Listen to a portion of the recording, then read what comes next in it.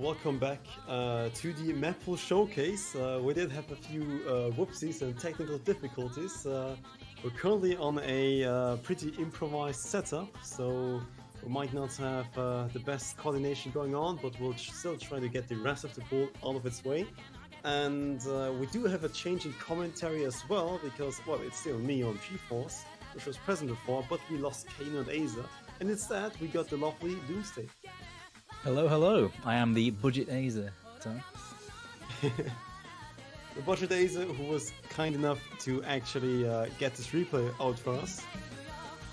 Oh yeah, so it timed well, I suppose. Getting back where we left off, of course.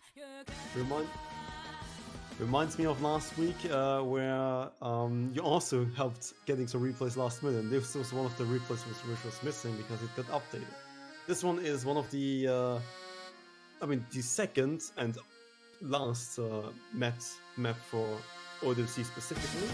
This one's the Push 8 hidden. And this one has mostly an aim focus, but actually at this point I think you can also talk more because you need the replay. Yep, I do know this one pretty well.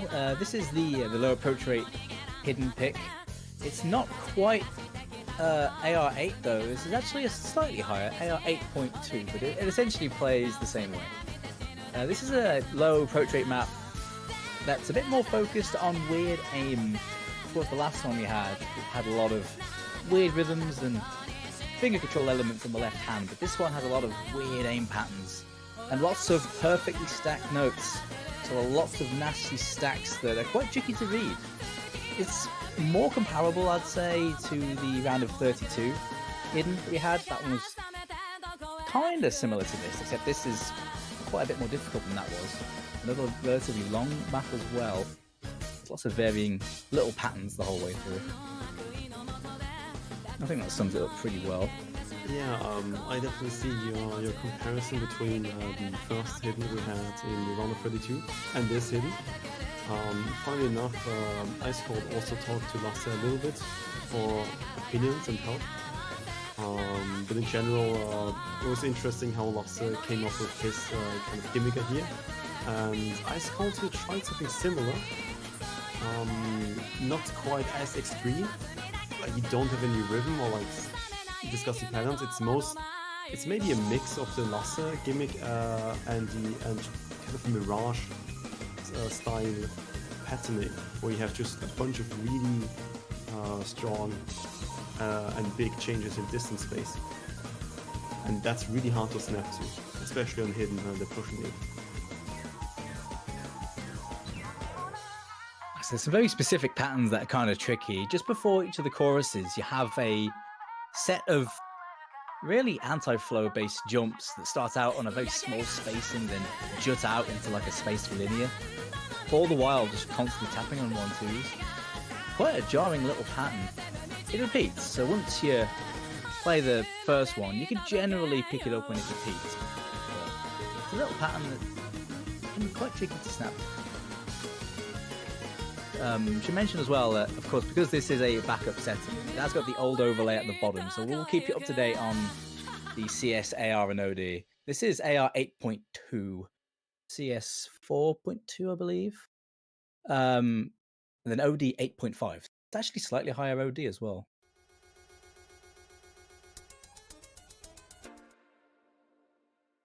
Alright, and going to the next map, the last hidden, it's gonna be Unpleasant Sonata, Hagley's Sonata.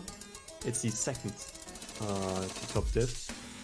Not quite the top diff, that one I believe has is a bit more square pattern. This one is 224 BPM, its focus is mostly density and streams, but a different way. It's while Hidden 2, the Push 8.2 density map was more about aim and just aim control. This one's also has a bit of aim. Obviously, you can't really put in a 5-star stream map. It's not really possible. So we get some stream map there. Also tries to balance the pullout with a bit more high BPM. And yeah, you probably know this map. I do know this map. Honestly, whenever I play this set, because you tend to see the Insane a few times. That's been commonly used in tournaments, but this is like the the unloved difficulty of the set. You barely see it. Personally, I actually prefer this to the Insane. I really like the fact that you picked this one over. It's a nice change. It's kind of comparable in the sense that not only does it have those speedy streams, but it's got plenty of that awkward AR9 hidden aim on the speed. It's got that aim element as well. Right, I mean, it's always pretty interesting to see like just a map set. You usually see the top diff being played, and then all the other diffs are just unlocked. And sometimes it's unfair to the other diffs just because it doesn't have the highest star rating and thus isn't the top diff. And I think this one fits pretty well. I feel like this one, it's got, well, compared to the top diff, the stream rhythms are a lot different. They're a little bit more ad-libbed. You have a lot of burst streams, but, you know, you have some slider rhythms in there as well, so you have some slightly stranger rhythms as well that you have to manage. But it doesn't really let up on the whole stream aspect. It doesn't really let up lots of kick sliders as well. But certainly, it's the speed, well, the stamina, speed, and the awkward aim that makes this a tricky one on Hidden. Right, and that was the hidden pool. Now we're going over up to the hardwood pool, and hardwood 1 starting. It's XX or double X, me, whatever the song artist actually should be called here. This is the one, and I think only anime song in this entire pool. It's at least really fun. I think it's one of the better ones. The main focus of this map is aim, and for anything else, maybe specific patterns, specific spikes, I think Doomsday can take over. Yep, so I did this shiny replay. As you can see. But yeah, this map is essentially the aim map of the hard rock pool. Pretty standard stuff, this for the most part. Lots of big jump spikes, and pretty comfortable aim shapes. A few little sets of triples, little space triples that switch back on themselves. But for the most part, the tough part of this is the aim. Very high star rating, quite long length, plenty of big jump spikes to deal with. It's that consistent hard rock. And well, one thing I've noticed actually about these consistency maps is they haven't been the most popular maps. You'd think the opposite, but you don't see them too often, so it's a bit of a treat when you see them as like a caster. They're quite rare. Yeah, funnily enough, I believe Hardwood 1 actually has been banned a few times in the last stage, which was surprising to me, really. I would imagine all the maps to be banned more frequently, but Hardwood 1, I believe, it's always a surprise. It's like the smaller brother of Novator, pretty much. It's a bit lower in star rating because it's more harder. You also have the OD10 aspect, etc. Yeah, we should mention as well, the star rating of this, what you're seeing there is the base star rating. Oh, right. This is 6.77. It's just under the star rating of that No Mod 1 Nekomatsu Master map that we saw earlier. Ever so slightly below. It's a very different map to that though. That map was more about just pure jumps on standard settings, but this sort of, maybe it's a little bit less on the pure jump aspect, but it makes up for it with its smaller circle size and hard rock setting. It feels pretty different.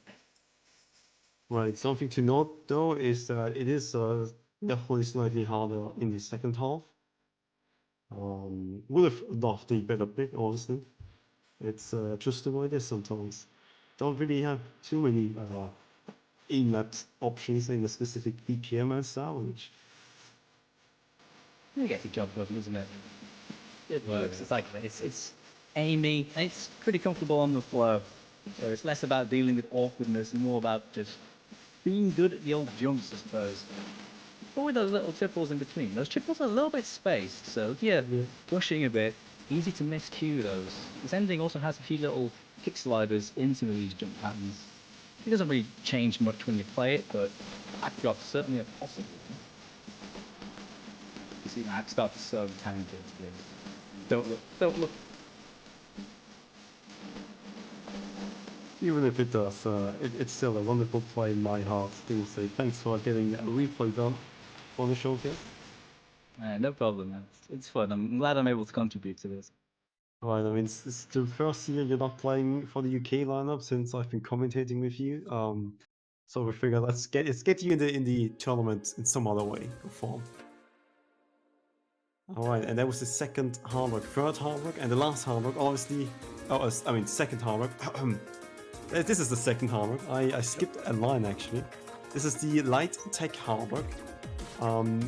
This is one of those unwanted love childs, or I mean children, of like a map set which has a top diff, which is I guess semi-popular, and then just a bunch of other extra diffs which just get ignored. And this is one of those extra diffs. I think this map is pretty fun to play. Obviously that's subjective, but it's a kind of light tactic. And some of those snappy elements in there is 191 BPM star rating, is 6.18 after applying hard rock, and it's on the longer side, and the consistency light tech pick is the best way to describe it, I'd say. Yeah, it's got plenty of those little kick sliders and little burst streamy rhythms that, you often see a lot in no mod, but when you throw it on the hard rock, bring those smaller circles into the fore and a higher OD, forces much more proficiency on these patterns. Like, they're not terribly complex, but the little stop and start aim you have to deal with, and those little kick sliders and the constant little spacing variations. Really went all Yorkshire then. It forces much more precision when you throw it on hard rock. It's a different beast than playing this sort of thing no mod. As long as you didn't go too much towards Liverpool with your accent, it's fine. Yeah, not going full Scouser. Right. That's it, way extreme, then chat won't understand you then. But it's one of those techie hard rock picks. These have started to become quite common.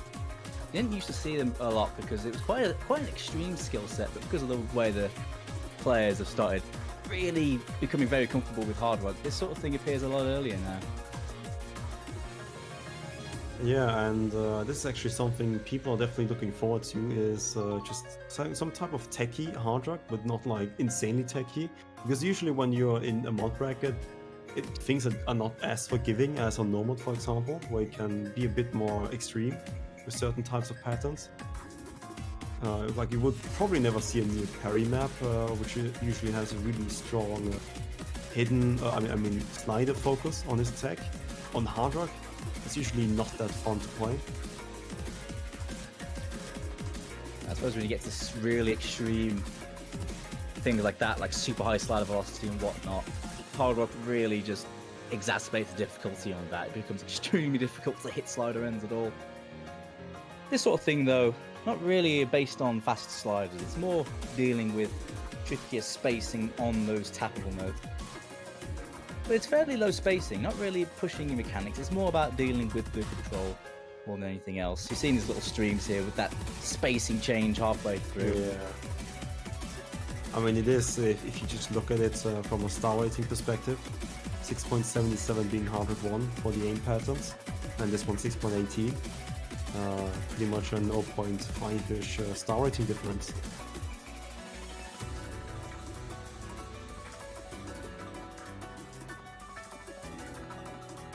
Quite a long one as well with this style as well. Not really a wild card short pick where you hope to get a good run. Yeah, it's actually the third longest map in the pool. So it's kind of crazy considering the kind of map this is. I feel like these sort of maps, though, they're quite popular. Expect to see it a lot next week. Alright, and now we're actually going towards hard rock number 3. This one's the CS 6.5 hard rock. It's Crystal Illusion. This one's 2 minutes long, 6.21 stars, 175 BPM. Might ring a few bells for some people. It has been used sometimes as free mod in tournaments. This one, I think you might know this one, don't you? Yeah, I do know this diff pretty vaguely. I think I played it in the tournament not long ago, actually, as free mod. This, of course, forces the hard rock on it, though, so certainly a map that's got a bit more of a rhythm focus. Also tricky little rhythms and spacing changes in this. Of course, the last one we saw had tricky rhythms as well, but this one's much more focused on just raw tap rhythm. Lots of cut streams, lots of doubles, things like that on that small circle size. It's quite a short one, this though. It has that slow bit in the middle, bookending two very nasty sections, but it certainly becomes much more difficult in the ending section that we'll see in a little bit, where the spacing really doesn't let up and throws these weird doubly patterns at you. Yeah, and I see this map as a pretty much stream focus a bit, because of all the split streams, which are quite demanding, I guess. As a more of a balance towards the stream side of things, while it's definitely, I mean, I would definitely say it overlaps a tad bit with the Hamburg 2 map. But I don't think there was a lot of choices for the CS6.5, if I remember correctly, because of all the rules you have to follow a map holding for the C. And one of them being you can't pick a map which has been used in the last 5 years. I do feel like you see a lot of like smaller circle-sized maps though with different styles come out though. It's been a bit of a niche. Yeah. We've seen a resurgence in, so hey, might get some more choice.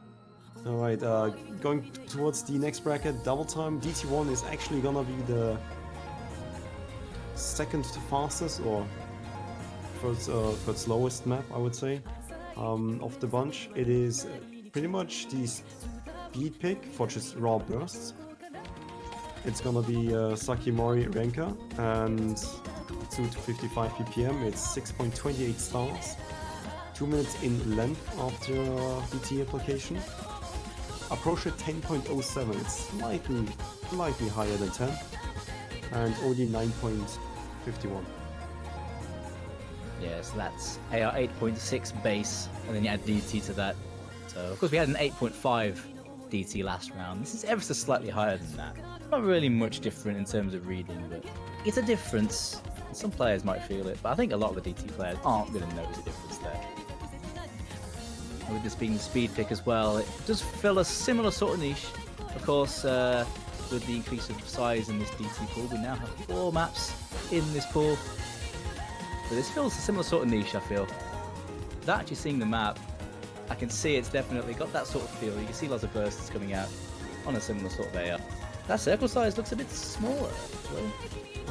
Yeah, it actually is CS5. Sorry, I missed that. I usually skip the CS for the double time sort of things. Oh gosh, yeah, CS5. Okay, that's actually a big difference then. Yeah, CS5 is a big difference. I think apart from that, similar sort of map, but that always brings in a bit more precision when you're knocking it down to a much more unregular circle size for your usual DT mash map. Especially because this is actually quite fast as well, with it being 255 as opposed to, say, 230 at the last AR10 DT was. There is, the ordering is a bit different. Kane thought it was better this way.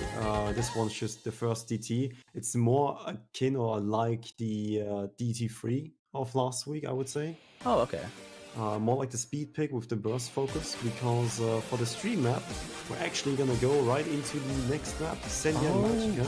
And this one's more like the stream pick, which is 240 BPM. And yeah, it just has streams.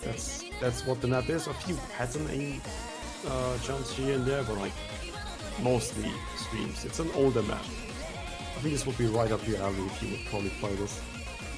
Yeah, I do know this one. As soon as I saw it, I realized, oh, okay, yeah. The idea, like the ideology you're going for is clicking now, because this one is much more just raw streams.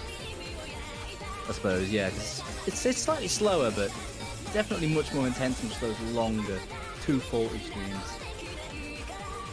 It's a classic, this, yeah.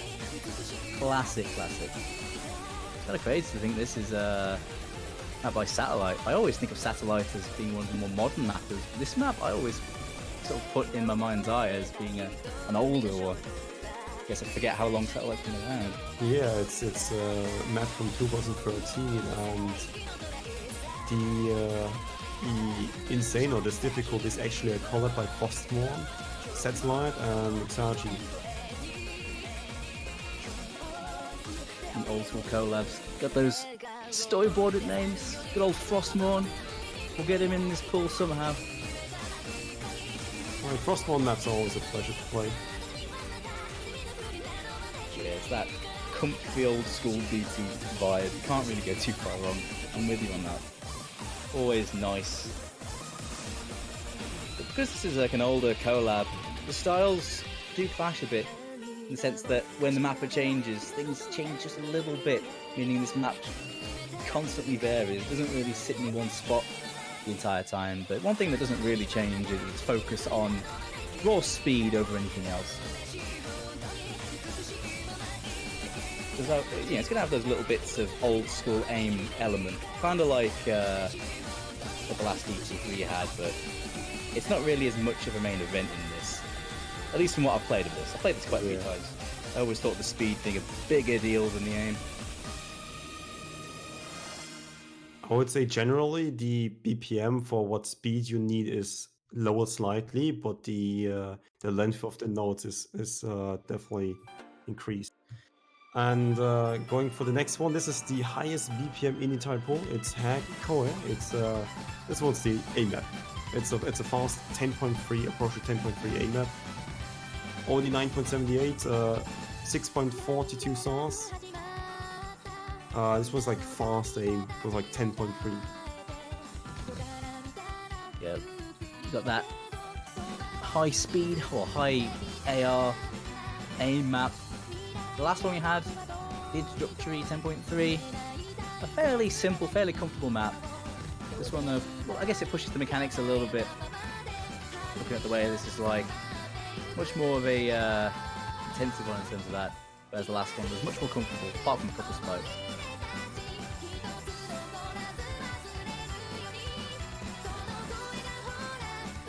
Yeah, this one's on the, well, it's not on the longer side. I guess for a DT it might be, which is 2 minutes and 30 seconds, but it's not the longest DT. Not quite. I'd say this is pretty moderate length for a DT pick. A lot of the maps we've seen in DT so far have been moderate length. Nothing too short, nothing too long. Actually, something to mention about this as well, it's OD8 DT, so tight accuracy windows on this. The first DT we showed, the AR 8.6 one, also had over 7 OD, but it wasn't nearly as high as 8. It was only slightly higher. This is full-on OD8 DT, so AC is going to be a big factor on this, especially from that fourth player that may not be so comfortable. Certainly could swing things on a map like this, where people might be able to combo it well, but maybe not AC it so well.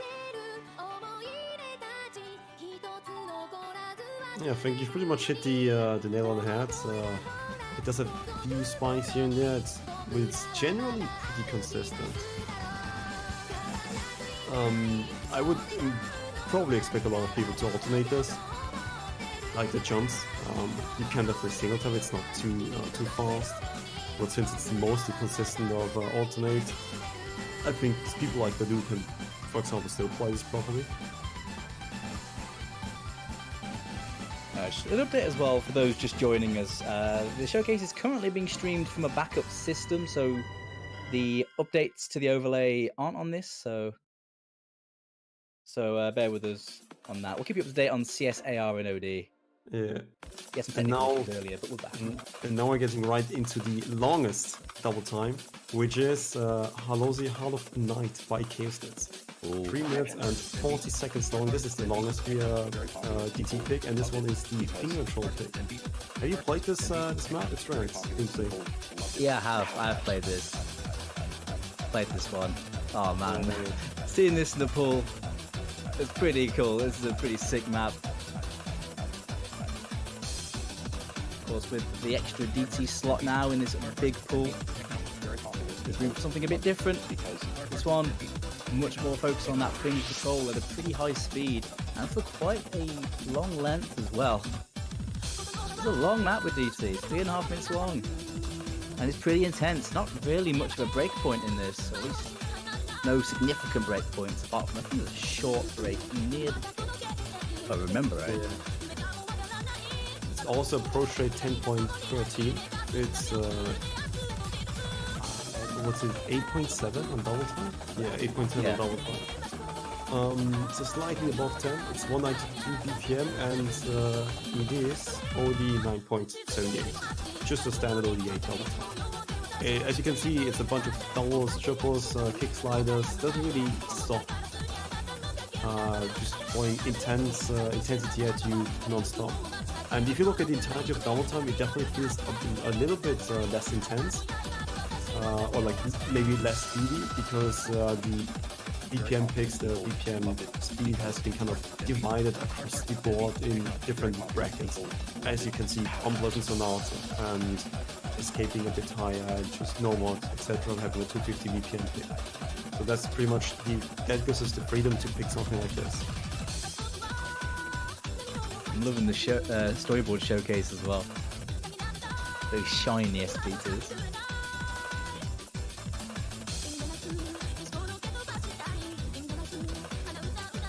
It looks very quick, but BPM-wise, this map isn't massively quick.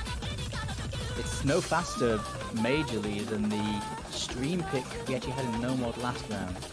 Although it is certainly stamina intensive just because of its constant barrage and burst, but BPM-wise, not massively quick. It's more about control and being, the slightly higher AR and that high OD. So these fairly intensive patterns.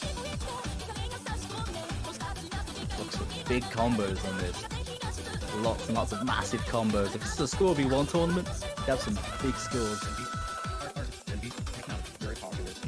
Also, congratulations to HAT for being able to predict this pick, because he did send me a bunch of maps and said, these are my predictions for the sea, and I just sat, looked at them, so just waited for my time to buy them. Yep, this one was one of those maps which got predicted. Oh my god. It's not too much of a surprise. Say that forbidden word. RNG was on his side today. Oh boy. Oh. Look, there was no number generator which was influencing me picking this map and putting it in the pool, alright? Alright, Doomsday? There's no energy involved here. Not at all. Just type roll 1000. Whatever beatmap ID was there, we're putting that in. That's it, right. And that also is a bingo for the players having to have a 2008 map. Because if you roll 1000, chances are it's yeah. Maybe it's more like roll 100,000, I suppose. Actually, that's still really old as well. Yeah. Damn, this doesn't work. And now we go to 3.1. It's Hyun Tokyo Starlight. It's a CS3, 156 BPM, 2-minute long map. Approach at 9.7, so it's more comfy. So even on hit, it's pretty comfy. This one, I would imagine each team going hidden hard rock on it, like one hidden, one hard rock as the rules force you to, and then maybe hidden at most if you feel more comfortable. I don't think you would extra hard rock this. This is more like a hidden favorite pick. Yeah, it's kind of scary when you throw hard rock on and buff its already fairly intense mechanical edge, because of that slider velocity and those spacing on these ult patterns are very high. Because of the high AR, it's already benefiting from a nice, comfortable reading sort of level. So, the last few pools, we've seen a lot of maps that perhaps you would call hard rock favoured, right? This one's a lot different. This time the player taking hard rock will have to be the one to tank things a little bit, I suppose. At the very least, the large circle size should lend itself well to those hard rock players. When you put hard rock on it, it becomes CS 3.9, so it's still above the usual CS4 default. So it's not that bad. It's not exactly small circle size. It just raises that spacing up to a point where it's pretty difficult to follow some of these bursts. I'd call them bursts anyway. Well, it's kind of a mix between like an alternate map or just a space tree map. It feels like a mix of both. It does have those snappy patterns, but also the flowy patterns. Yeah, this is CS3 based. You put hard rock on that, it's CS 3.9. So big circles.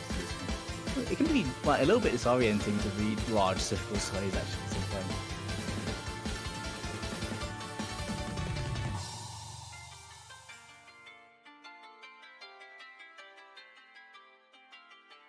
Oh, the net's having a cough.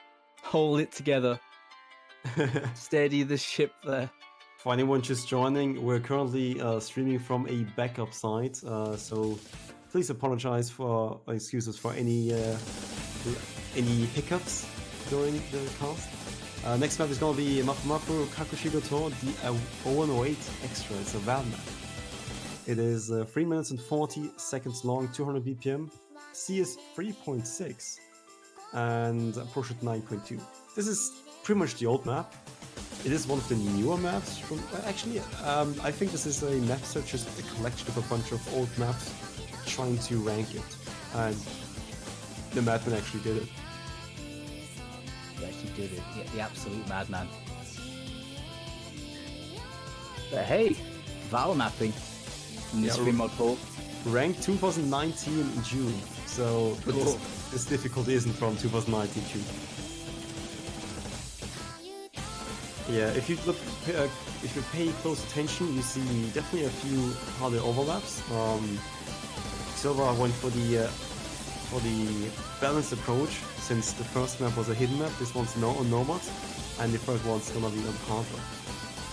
On hidden, this one definitely has some overlaps you have to be paying attention to. On hardware, it's just harder. It's not that much harder, as it's CS 3.6, so it just gets up to 4.68. And I would reckon people can definitely hardwork this.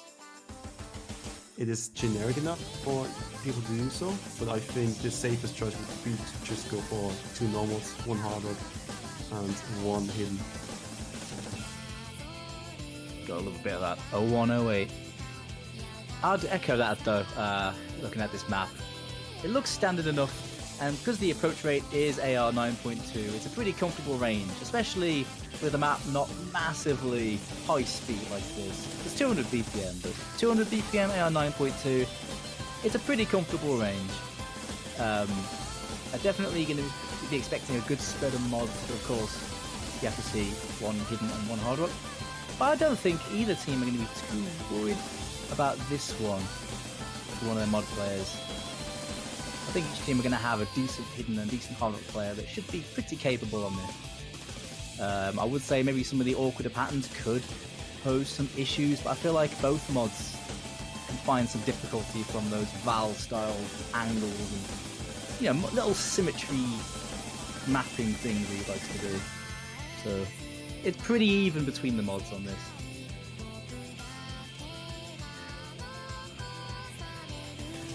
Right, that's pretty much the pick. It is on the longer side though, it's 3 minutes and 40 seconds.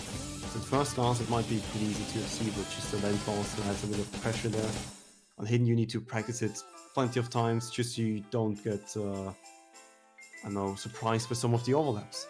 And on hard rock it's just get raw skill, see the map, you're done. Pretty much, I guess, the story of all 3 mods up to this point.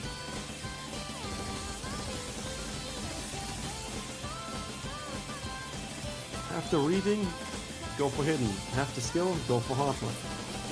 Wanna be safe, go for no mod. That'd be my choice, to be honest. No mod is best mod. Yeah, and usually when you see that's already a good score to begin with. If you added hard to it, it's like marginally better, but just a lot more risky. Right, Quite a heavy stream map as well, considering. Yeah, Lots of little bursts all the way through. we need some kind of density, because the next map is also gonna be slightly dense. It's the Approach at 8 CS5 map. It's Asaka Nanatsu Isen Sakura, and it is the IIS expert. So this is actually an interesting situation. It's the first time we actually have, I think in quite some time, I actually went pulling with Kano, that we have the same map but twice in the same pool. It's mostly because Nomad 6 part just wasn't really available for anything. This map just was too good to pass up, which is the 6.48 map. It's 152 in terms of length, 1 minute 52 seconds, 132 BPM. On hard rock, I think this is a lot easier on hard rock than on hidden, and people would probably go for more hard rocks, if anything, on this. I think on hidden, just the second part and just some of the patterns just aren't really that consistent to hit. Yes, it's got some weirdness to this, some weird little aim patterns and little spaced triples that, when you're playing on that AR8 hidden, can cause you some problems. That string there is kind of nasty, or these ones I should say, because the very last note is a 1/4 jump, if I recall, and that stuff on AR8 hidden is pretty nasty. And the interesting thing about this layout is, whenever this map appears, one player has to tank that AR8 hidden. Someone's gonna have to learn this. It's not like in the past where you can just chuck hard rocks on all these AR8 maps. No. Someone has to take the hidden as well.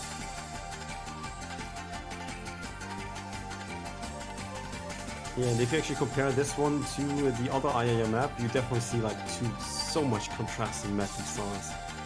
It's pretty insane actually. So we think it's not that big of an issue. It's still something we want to prevent and not have in the proceeding pools, but you know, it is what it is. And now it's the tiebreaker. And any predictions? Is it gonna be Dubset? No, it's just gonna be Reset My Refrain. A map people might know when you play a few tournaments, community tournaments. I think it popped up a few times here and there when it was unranked. It's not unranked anymore. It is, I think, it's actually ranked. Actually, I thought it was low. It's actually ranked, yeah. Yep. Fast July. Yeah, can't complain. It's ranked. There we go. This is a 230 BPM map. Has some bursts here and there. Not too long upstream, so you don't have that much of a speed requirement. But the cool thing about this song, it's not just the map is great. It's Captain, obviously. It's gonna be a pretty well-followed map. But the cool thing is the song, which allows Captain to map in a way which is pretty much two different styles. At one point you have this 230 BPM jump and that burst. You have to have your speed game up a little bit. And then in like two parts, which are around 30 seconds or 40 seconds long, it suddenly becomes a 280 BPM map and you alternate. It's like two different mapping styles in the same map. Or like two skill sets at least. And that, I think, makes for a pretty balanced tiebreaker. At least as balanced as you can really get at this point.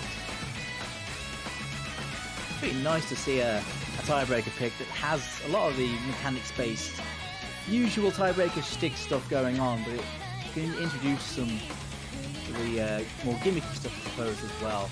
I mean, the way the ult stuff in this is, if I recall, it's pretty standard ult stuff, so even then it's not that gimmicky anymore. It's just another facet of standard skill set. So there's a nice spread of things throughout this map. It's pretty cool to see. But on top of that as well, it's genuinely got a decent speed the whole way through as well, so it's not just a slow resident sleeper map with some big jumps. You might sometimes see it that way, but this one, yeah, it's got a bit more spice to it. Actually, currently you see the alternate part of the map. You see Silver currently, in order to support your favorite not Silver, obviously, alternating, while previously he's still on top. This is the 280 BPM part. It's pretty much right about this part, and then now it stops. And then it's somewhere around 2/3 of the map in the game. And between both parts, you just have the regular old 240 BPM jumps and bursts, etc. Kind of high AR this as well. With being AR 9.7, it's on the higher side. I think that's probably to balance the ultimate bit as well. Yeah, the density might be a bit too high otherwise. Yeah. So for the most part, it is a higher approach rate than maybe you'd expect on a more standard sort of map. But this isn't really a standard tiebreak. At least not fully the whole way through. Taking some faster little bursts. Definitely got a little bit of that speed aspect, and if you made it any lower, it would be quite dense. It'd become a bit more of a reading challenge. Not really what you want, I suppose, in a map like this, where you really want to be testing mechanics more than anything else. Quite a beefy map as well. Well over 6 minutes. Honest to God, though, this reminded me that I need to go back and get a score on this. I haven't actually played it since it got ranked. So thanks for reminding me on that, Paul. We need to go back and play it. It's a really nice map. I remember playing this before. It's quite a popular multi-map Some people like bring it out as a nice bang when you're playing in a multi-level. And like I say, you do see it in the odd tournament because of its, because of its USPs that it has. Right. Super gear. And it's pretty much all you can really say about the map itself. On a completely unrelated note, if you want to check out the player name playing this map right now, we would really appreciate it. Oh man, my favourite player. Big fan of this guy. Yeah. I'm glad he could give us a replay. And his name is he's so valiant. He's renamed himself after a good cause for us. Right, because by banning a banner and supporting your team, you support your UFC, you support the prize pool, and you get a cool banner on your page. That's all I can really say. Otherwise, if you don't want a banner because you think, well, no one's looking at my profile page anyways, because I don't know, I'm 7 digits. Who wants to watch my replays? Just subscribe to Twitch. Subscribe to the Twitch channel. Get Peppy Pants. Try to build Peppy in the chat. If the stream dies again, you might either go for the Acer copy pasta, or you can try and build a Peppy. 3 different people. It's actually harder than it sounds. It is really hard. I don't think you've seen a whole Peppy built yet. Not this year, not this year. Not yet, anyway. Give it time. There's plenty of time yet in OWC for that to happen.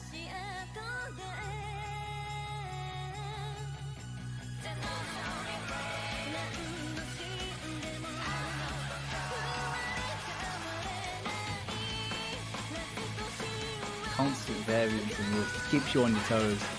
A lot of the more mechanics-focused tiebreakers, you can get into a flow of things the whole way through, but not so much with this. With those ult patterns coming in, you constantly have to keep switching your focus from more standard, just go with the flow aim to this more snappy alternate sort of happening where you got to be a bit more switched on to different sort of map style. And because it's so long as well, after playing a grueling best of 11, matches will be next week.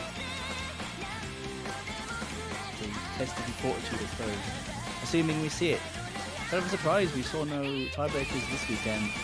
Really hoping to see one next weekend. There was a lot of matches for it to happen, so come on, we've got to get at least one. It'd be cool if it was this map. I think we're gonna see a few more tiebreakers next week because there are some really interesting matches.